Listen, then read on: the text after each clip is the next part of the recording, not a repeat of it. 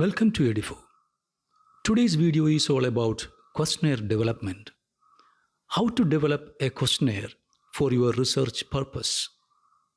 Before moving to the topic, if you are a first-time visitor of my channel, please subscribe my channel and like my videos. It's a great encouragement for me to make more stuff for you. Let's begin.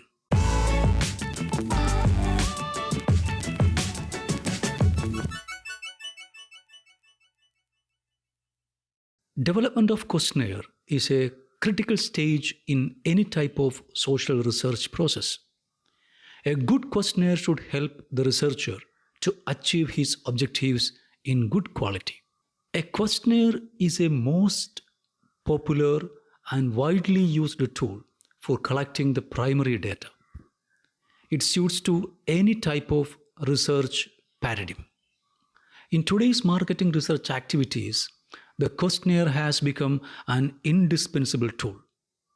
It is not only used in marketing field, but also in all type of social research projects.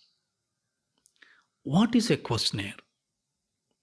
A questionnaire is a research instrument consisting of series of questions for the purpose of gathering information from respondents.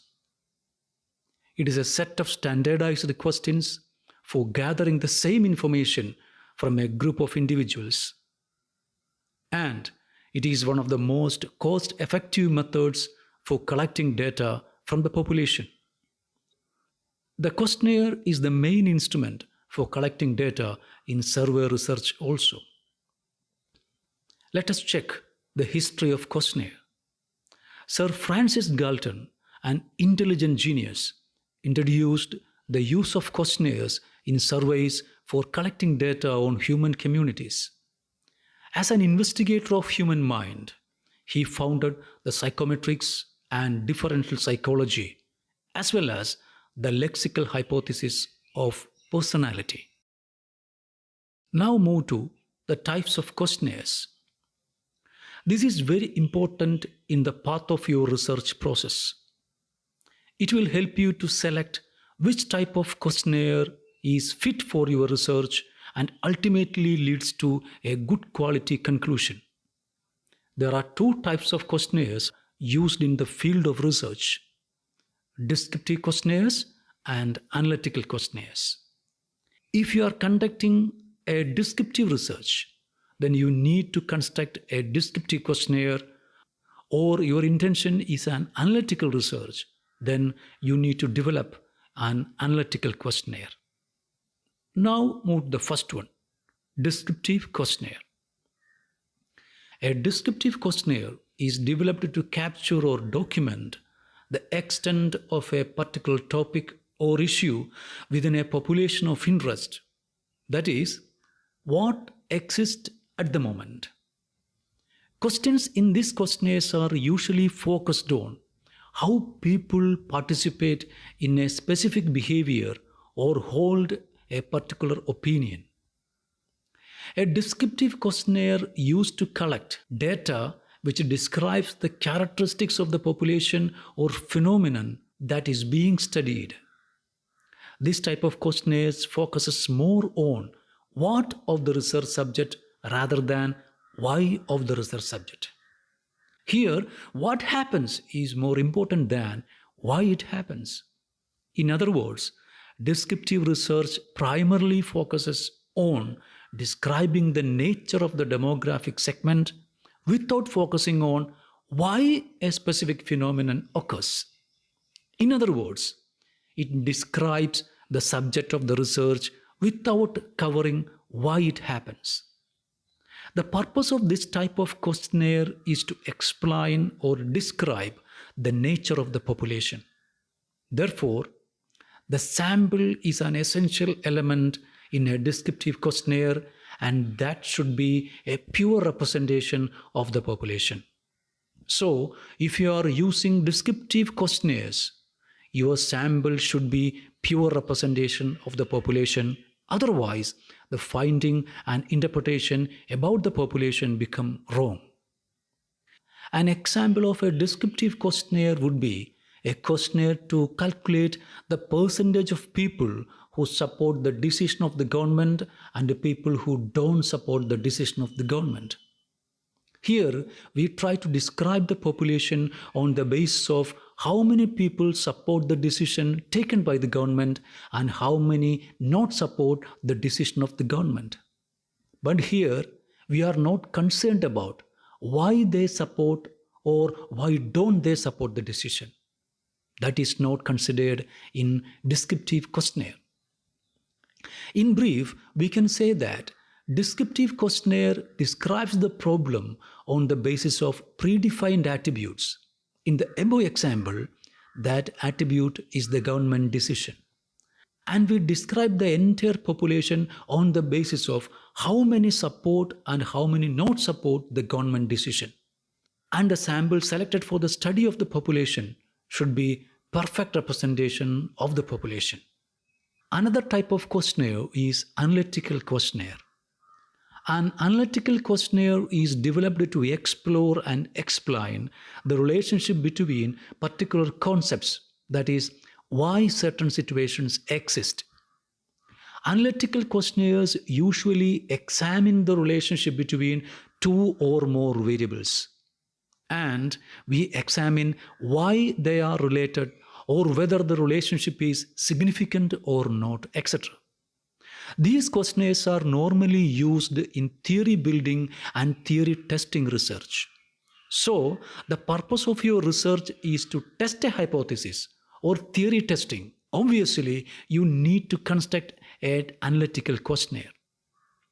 If you want to check the cause-effect relationship between concepts or variables, you need to construct an analytical questionnaire.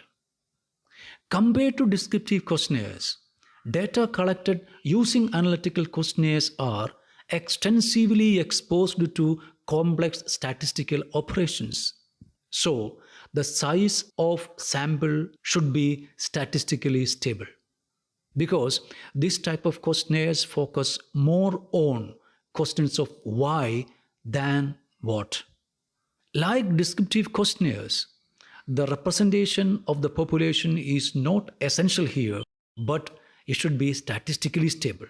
So the size of the sample is very important in analytical questionnaire than the representation of the population. An example of an analytical questionnaire would be an examination of the influence of social media usage in lifestyle of university students. Here, the above example, we are not just describing the relationship, but we explore more on the relationship between social media usage and lifestyle of university students. Here, why it happens is more important than what happens. Here we are checking the significance of the relationship between social media usage and lifestyle. In general, most of the researchers are used a blend of both descriptive and analytical questionnaires. Because in social research, descriptive analysis is playing a key role in research process. So, in that situation, your questionnaire should possess questions for both descriptive and as well as analytical purpose in mind. So, the sample should be perfect representation of the population. At the same time, the size should be statistically stable also. Now we move to the steps in designing the questionnaire. This is a very confusing stage for most of the beginners in the research field. Where we can start to design a questionnaire, a big confusion.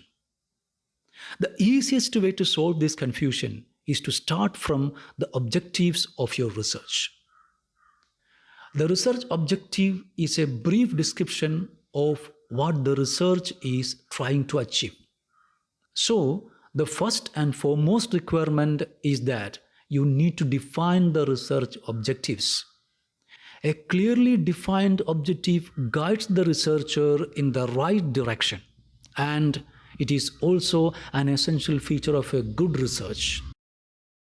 The research objectives drive all aspects of the methodology, including instrument design, data collection, analysis, and ultimately the recommendations. All the activities that we are conducting as part of our research is to achieve our research objective. So, all the effort that we put in the research trajectory is to prove or justify our research objective. That means our entire research activity is focused on or geared to our research objective. The style of drafting research objective is very important. Here is an example of research objective. To identify the influence of viral marketing on purchase behavior among university students. This is an example of a research objective. From this objective, you can very easily draft a hypothesis for your project. After reading this research objective, it's obviously you will get an idea about what are the information that we need to collect. Here, the main objective of the research is to examine or explore the relationship between the viral marketing and purchase behavior. From the above objective, a researcher can easily finalize the required information for conducting a hypothesis test. So, in the first step, it stipulates about the drafting of a perfect achievable objective for your research. Now, we move to the second step, that is the types of information. In this step, we need to finalize which type of information we wish to collect. Different disciplines will have different focuses. In case of the above objective example, that is the influence of viral marketing on the purchase behavior, you can approach the objective in different dimensions. For example, in a psychological perspective, the type of data you need to conduct the study is entirely different from that of a marketing perspective. So, what type of information that we need for our research profoundly depends on which discipline we are going to work on. That means two different disciplines conducting a research on a common objective need different types of information. So, types of information is very important in formulating questionnaires. Using questionnaire, we can collect 4 types of information. They are attributes, behaviors and experiences, knowledge or awareness, and attitudes and opinions. Let us look what is attributes. You can collect the information about the respondents' attributes. Attributes are used to describe the population under study. For example, gender, age, geographical location, marital status, etc. Attributes help us to divide or categorize the entire sample into different groups. Attributes are the characteristics of population. We can describe the population based on their attributes. In other way, we can say attributes are the property of the population. So in descriptive analysis, these attributes plays an important role in research because in descriptive research, we are describing the nature of the population based on some predefined criteria. All demographic information related to the participants are considered as attributes. Demographic information is categorical in nature. Age is a category, gender is a category, marital status is a category, like that. If you are preparing a questionnaire for collecting this demographic data, avoid unnecessary attributes of demographic questions from your questionnaire if that attribute is not a part of your study. The second type of information is behavior and experiences. In some situations, researchers need to collect information regarding the participants' behavior and experience. Here, the question should ask the information related to what they are doing or what they have done so far. What they are doing is their behavior, and what they have already done is their experience. This may be different from participant to participant. Employees working in an organization in the same department have different experiences even if they have doing the same job. In social research domain, these type of information are fundamental. Most of the organizations are using this information for making crucial decisions. Based on the nature of behavior and experience of the customers, organizations are planning their marketing strategies and take other key decisions. For example, here is a question that used to collect the behavior of a participant. Here is the question. How often do you use the digital wallet for payment? This is a question intending to collect the behavior of the participant on digital wallet usage.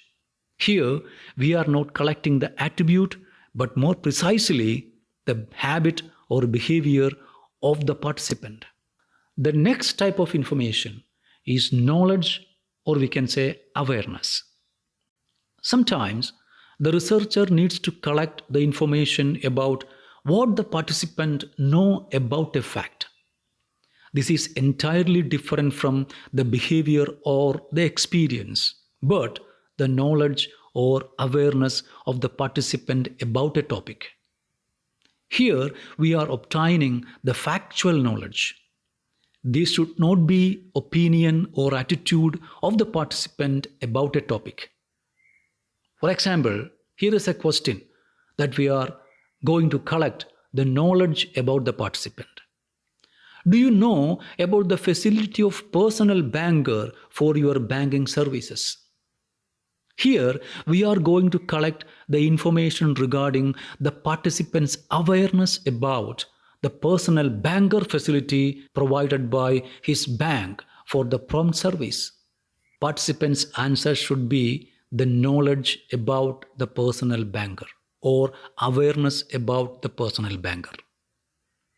The next type, the final type of information is attitudes and opinions. In some situations, the researcher needs some information regarding how the participant feels about an issue or what is the opinion about an issue. These types of information are very crucial in some areas of social research. For example, customer satisfaction, product quality opinion, etc. These types of information are very vital in marketing research. Attitudes and opinion about an event may be different from participant to participant. Opinion polls are now common in all sociological surveys. Opinion surveys collect information regarding the attitude or opinion of a particular issue of the participant. So, in conclusion, there are 4 types of information you can collect through questionnaires. You need to fix it properly in advance. That will definitely increase the quality of your research. Now we move to the next step, step 3, types of data or scales. In step 2, we discussed about the type of information we need to collect. In this stage, we are discussing about in which format we need to collect such information. Here the main focus is on the method of measurement of the information. That is called data types. You can collect the same information in different formats or in different data types. For example, you can measure the distance in different scales. You can measure it in kilometers, you can measure it in meters, or you can measure it even in centimeters. So you can measure the same information in different scales. There are 4 types of data in research statistics. They are categorical or nominal, ordinal data, interval data, and ratio data. Take the first one, categorical data or nominal scale. This is a method of measuring the objects or events in a discrete category. This is regarded as the most basic form of measurement. It is a categorical data or qualitative data. This is used to categorize the population into different groups. Categorical data explains the quality of the respondent. Based on this quality, all the respondents are divided into different categories which should be mutually exclusive. Here the categories have no predefined order. In categorical data, the order of data is unimportant. You can collect male first and female second, or vice versa. The order is not at all a matter in categorical data. Now we can start draft our questions for our questionnaire for collecting categorical data.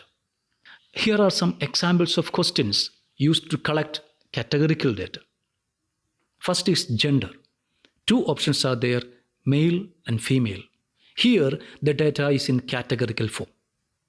That means we are dividing the entire population into two categories, male category and female category. The second example is, are you married? Two options the participant can select, yes or no. The data we are collected is categorical in nature. Here we are dividing the entire population into two categories, that is married and unmarried. The third one, you are from urban or rural. Again we are dividing the population. These are the qualities of the populations, that is urban people and rural people. You can also use cross tab using this categorical data. For example, urban married, urban unmarried. Again we can make a cross tab, urban married male, urban married female. This way you can categorize the population in different styles. The fourth question, your department, marketing, HR, finance, sales. Again a categorical question. The fifth one, food habit, vegetarian, non-vegetarian. Here you are collecting the data in pure categorical way. We are dividing the entire population into two categories, vegetarian and non-vegetarian. The next example is age, below 20, 20 to 30, 31 to 40, above 40. Here we are dividing the entire population on the base of age into four categories. So these are the examples of categorical questions. Now we move to the second type of data, that is ordinal data or ordinal scale. The ordinal scale is the next level of data measurement scale. Here we measure according to the rank order of the data without considering the degree of difference between the data. Here the ordinal is indication of an order. That means order of data. In ordinal measurement, we assign a numerical value to the variable based on their relative ranking or positioning in comparison with other data in that group. An ordinal scale indicating the logical hierarchy among variables under observation. Here the data has an order. In nominal scale, there is no predefined order for arranging the data, that we have already discussed about that. But here the data is arranged according to some predefined order, but not considering the magnitude of difference. That means the difference from A to B and B to C. That is not at all a matter here. Here we are only considering the order of the data. An ordinal scale indicating the logical hierarchy among variables under observation.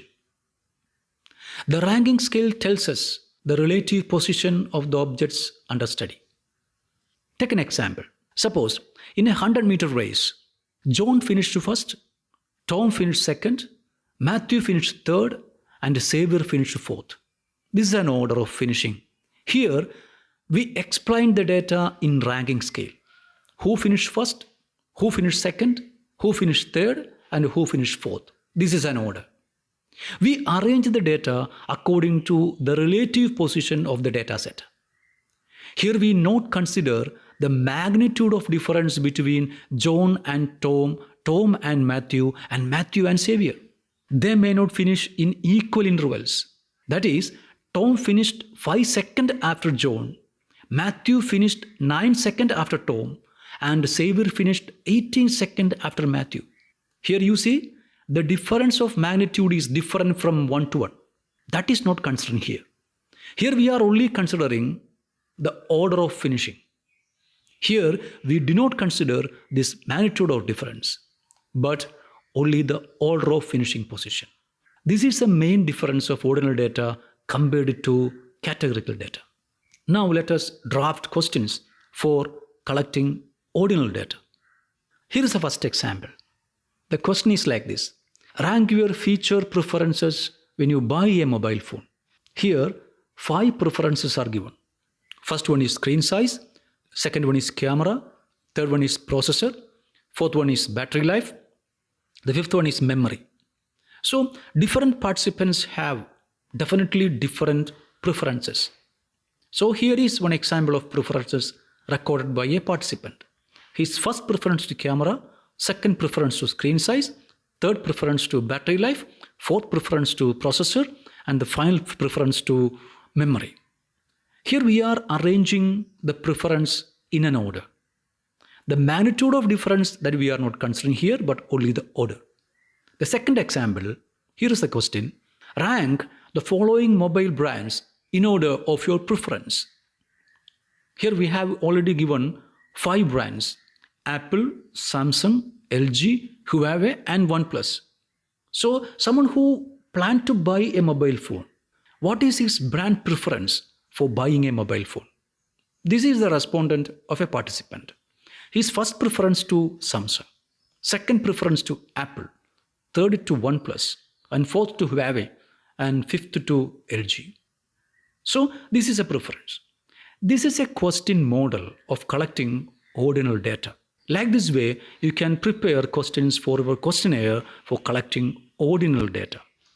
Now we move to next type of data, that is interval data, or you can say interval scale. It is the next higher level of measurement.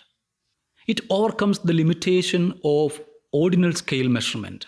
What is the limitation of ordinal scale? In the ordinal scale, the magnitude of difference is unimportant. But here, on an interval scale, the magnitude of difference is important. In the interval scale, the difference between the two variables have a meaningful interpretation. But in ordinal scale, the difference have no meaning. In the interval scale, the difference between variables is equal distance. The distance between any two adjacent attributes is called the interval, and intervals are always equal. Just take the example of ordinal scale. 4 people finished differently. The difference may be 4 seconds, 5 seconds, 18 seconds. But here in interval scale, these difference should be equal. It is a combination of nominal and ordinal scale, because it holds all the qualities of other 2 scales. Interval scales are quantitative in nature, the other 2 scales are qualitative in nature. Now, let us draft the questions for interval data. Here is an example of a question for collecting interval data. How important is price to you while buying a mobile phone? Here we have 5 scales: most important, important, neutral, unimportant, least important. One can select any one of them. This is an interval scale question, because most important and important, the degree of difference between these two is equal or same as the difference between important and neutral. The magnitude of difference between important and neutral is equal to the magnitude of difference between neutral and unimportant. The second question. The employees of our organization are very friendly. This is a statement, and we give 5 options to answer to the participant. Strongly agree, neutral, disagree, strongly disagree. One can opt his opinion. The next question. How likely is it that you would recommend our product to your friends and colleagues? Here, the answer is displayed in different way. 1 to 10 scale. Someone can opt any one of them. 1, 2, 3, up to 10. The least is not at all likely. The higher is extremely likely. Someone opt 6. It is above average. Someone opt 5. It is below average. So these are some examples of data that you can collect using interval scale, and this is very important scale in almost all research processes. The next is ratio scale or ratio data. Ratio scale is purely quantitative in nature. Among the 4 levels of measurement, ratio scale is the most precise one. It represents all the characteristics of nominal, ordinal, and interval scale. This scale is most informative one. It is purely numerical in nature. Here are some questions. Direct question. Age. You can answer the question directly. You can answer 30, you can answer 40, you can answer 80, no problem. The second question, weight, kg. You can give your answer directly. That's why we have already said that this is numerical in nature. Monthly income, your height, how many departments are there in your organization. These are some examples of ratio scale data. Another examples are height, weight, income, distance. These are all you can collect in ratio scale. In social research, it is very rare to use the ratio type data in questionnaires because it has some limitations. For example, we can collect age in categorical form, the same way we can collect the age in ratio form. We have already seen an example of collecting age in categorical form, like this. The same way, you can ask question for collecting age in ratio form. Here is the question. You think which one is fit for your research process. So this way, you can collect the same information in different data types. So information is important. The same way, the style of collecting or the style of measuring the information is more important. The statistical operation that you are going to select for your research is purely dependent on the type of data that you are collected, not on the information you are collected. This table explains the different types of statistical operations we can apply on different types of data. The first one is frequency distribution. The frequency distribution we can apply in all type of data, whether it is nominal, ordinal, interval, ratio, no problem. You can apply frequency distribution in all type of data. Next is mode. It's a method of measuring central tendency. You can apply mode to all type of data, same as frequency distribution. The next method of measuring central tendency is median. You can't apply median to nominal data. You can apply median only to ordinal, interval, and ratio. So if you're collecting nominal data and you try to apply median, it is not possible. That's why I say the statistical operation is based on the data that you are collected. The next is mean. Mean can only apply to interval and ratio data. Try to collect the data on interval scale or ratio scale. You can apply all the central tendency operations, mean, median, and mode. The next is calculation of difference, only applicable to interval and ratio data. The next is addition and subtraction, only applicable to interval and ratio. Multiplication and division, you see, here only applicable to ratio data. The next is range, only applicable to ordinal, interval, and ratio. Next is standard deviation, a very important operation of statistics, only applicable to interval and ratio.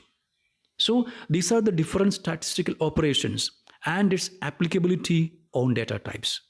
This is very important for hypothesis testing and the selection of statistical test. So the selection of data types is very important in relation to the statistical operations and hypothesis testing. So be careful. What is the test that you are going to conduct?